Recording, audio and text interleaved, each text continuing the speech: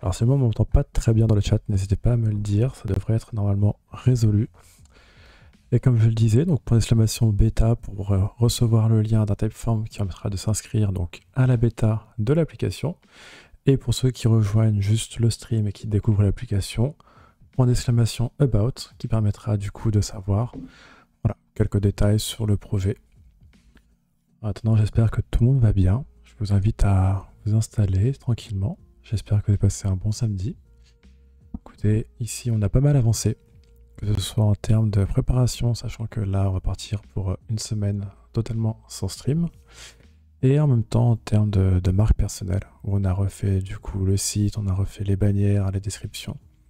Voilà, plein de petites nouveautés que vous pourrez découvrir très prochainement et pour certaines dès maintenant. Alors, petit récapitulatif pour ceux qui vont rejoindre et pour ceux qui n'ont pas pu voir le dernier live malheureusement. La dernière fois, on avait commencé et quasiment terminé la fonctionnalité de recherche des utilisateurs qui permet donc de voir les utilisateurs qui sont présents dans l'application, pouvoir les chercher, éventuellement cliquer sur leur profil et donc s'abonner. Et pendant que j'étais hors live, j'ai légèrement avancé sur les notifications, notamment sur la partie back. Donc ce soir, ce qu'on va faire, c'est qu'on va déjà essayer de les créer, donc voir ce qui se passe quand on s'abonne à quelqu'un, et donc avoir un rendu ici qui fonctionnera sous forme de clé. Hello Mehdi, bienvenue à toi, installe-toi. Plaisir de te revoir encore une fois. J'espère que ton samedi se passe bien, tout comme Sloan. Et donc, comme je le disais, on va reprendre, on s'en était arrêté. Et on avait commencé hors live là à avancer sur le fait de pouvoir voir du coup un profil utilisateur, donc pouvoir s'abonner. L'idée c'est de faire une petite carte juste en bas, permettant du coup de voir le profil. Et le fait de ne pas le mettre directement en haut, c'est aussi pour inciter les utilisateurs à descendre, voir la description, et donc de pouvoir derrière justement pouvoir profiter de tout le texte qu'on a pris la peine d'écrire. Et derrière, hop, accès de profil des utilisateurs. Alors, cette petite interface qui existe là, pour l'instant on n'est implémenté que ici, il va falloir qu'on réfléchisse aussi à certaines choses, notamment est-ce que c'est le bon format, est-ce que le texte est bon, et aussi jusqu'où on veut aller. C'est-à-dire que là actuellement, si on clique ici, on voit le profil utilisateur. Si on clique là, est-ce qu'on veut faire une inception, du coup aller dans une boucle qui va dans une boucle, ou est-ce qu'on s'arrête là? Ça, c'est une des questions que je peux te poser. Je pense que ça peut être frustrant en fait d'avoir un menu qui s'imbrique dans un menu, qui s'imbrique dans un menu. Donc on a arrêté la boucle juste ici. Je pense que c'est le bon schéma à faire. N'hésitez pas à me dire si jamais c'est quelque chose qui est un peu bizarre et qu'on devrait juste laisser faire des boucles infinies. Hop. Et donc pour reprendre les notifications. Alors, pour les notifications, ce qu'on avait vu la dernière fois, c'est que globalement, si on a des notifications, hop, on avait en fait un peu de l'ORM qui se mettait en place. Voilà. Donc maintenant ça, on avait vu la dernière fois qu'en fait c'était directement une collection Firestore qui permettait de l'avoir. Et on avait défini du coup derrière un titre,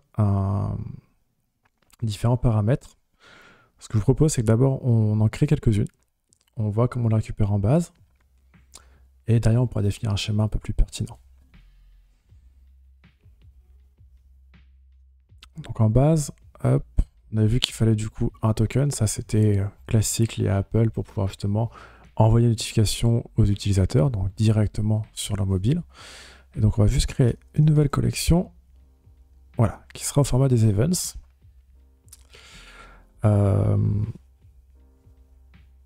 Et qui du coup permettra en fait d'avoir un suivi ici. Et derrière aussi du coup d'avoir la notification directement sur mobile. Donc on va juste en créer une toute simple qui va être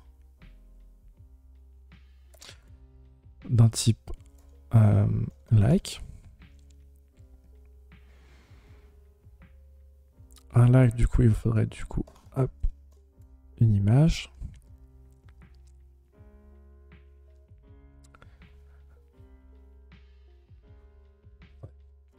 peut-être pas se lancer comme ça, tête baissée. Hop. On va reprendre notre ami Excalibro.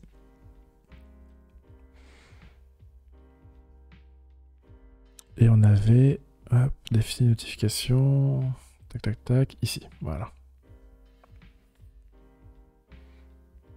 Et le Gosorio. J'espère que tu vas bien, je t'invite à t'installer, on vient tout juste de démarrer. Et on était en train de se poser sur le fait de mettre en place des notifications. Donc, on avait déjà vu la dernière fois le schéma de données sur bah voilà, comment fonctionnent les notifications, qu'est-ce qu'on voulait avoir comme information d'un premier niveau. Et maintenant, là, on va commencer à passer un peu à l'implémentation, donc à la fois côté back, à la fois côté front. Côté front, on avait déjà fait ça, quelques-uns encore, mais une grande partie est prête. Et du coup, donc là, la question était, donc on avait vu qu'il y avait deux types de notifications, et en vrai, il y en a aussi une troisième qui va être, bah, quelqu'un vous suit, enfin, quelqu'un s'abonne à vous. Et donc dans ce cas-là, c'est,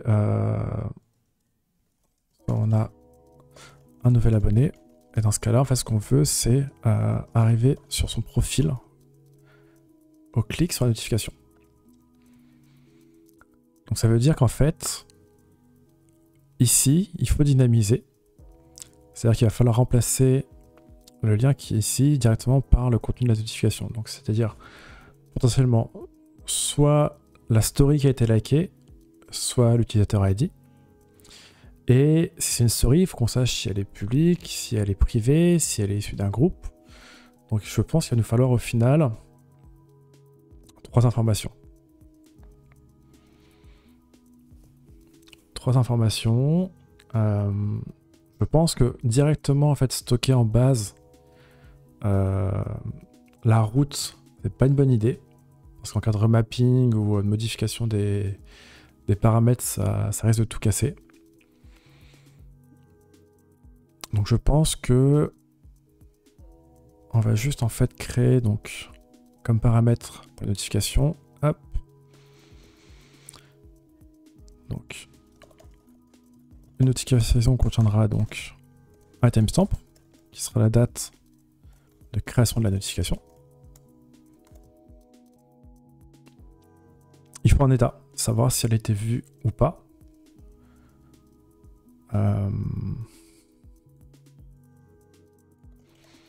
Donc ça sera aussi un timestamp. Donc ça sera un create date.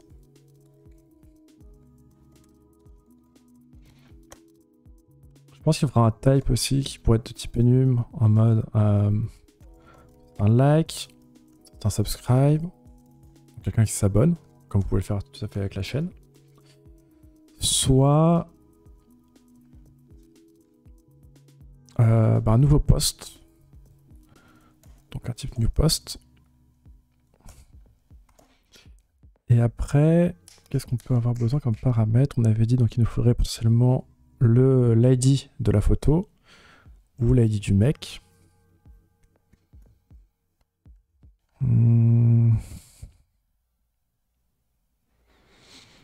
Ouais, je pense qu'on va juste mettre tous les paramètres directement. Et en fait, en fonction du type, on va juste récupérer les paramètres dont on a besoin. Donc ça pourrait être une story ID. Donc ça sera de type ID.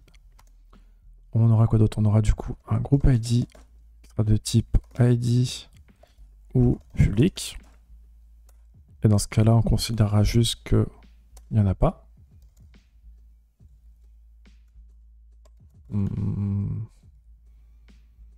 Ouais.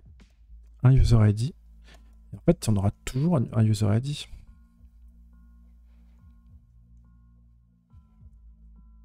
On aura toujours un user ID. Ok. Ce qu'on va faire, c'est qu'on va créer 3 notifs à la main. On va tester la redirection après. Et comme ça, après, on pourra juste s'amuser à les créer en base, en fait. Parce que si on s'amuse déjà à créer, en fait, les notifications en base, enfin, à créer le flow qui va les écrire en base, le risque, c'est qu'en fait, on se rend compte qu'il manque des paramètres Et derrière, on va devoir revenir encore dessus. Et dans ce cas-là, en fait, on va juste s'embêter à faire des allers-retours. On va baisser un peu cette lumière-là. Alors bonsoir à toutes les personnes qui s'installent discrètement dans le chat. Pour petit rappel, vous avez la commande !about si vous voulez en savoir plus sur le projet. Et c'est un projet qui sort en bêta normalement à la fin de la semaine prochaine. Donc je vous invite à faire la commande !bêta pour remplir le petit questionnaire et pouvoir recevoir l'invitation si jamais vous voulez participer au projet. Et dans ce cas-là, moi je pourrais vous inscrire. Alors ça faudra normalement sur iOS principalement. Sur Android, j'ai récupéré grâce à un collègue un téléphone sur lequel je peux faire des tests. Donc ça va être cool. Et si jamais ça fonctionne et qu'il n'y a pas trop de problèmes, à ce moment-là, je prendrai la licence et je pourrai vous envoyer des invitations. Mais en tout cas, dans un premier temps, on parlera uniquement d'invitations sur iOS. Et très rapidement, on essaiera d'amener Android. Du coup, hop, on va créer une notification. On va juste ouvrir un autre onglet pour récupérer quelques datas. Comme par exemple, un user ID qui va être... user ID du test. Tac. Donc, la collection s'appellera Events. En fait, ce sera une liste d'événements. Et donc, elle aura un created date qui sera du coup un timestamp format number. Ça va passer ou pas? Je pense que ce soit trop long. On va en créer un pour voir.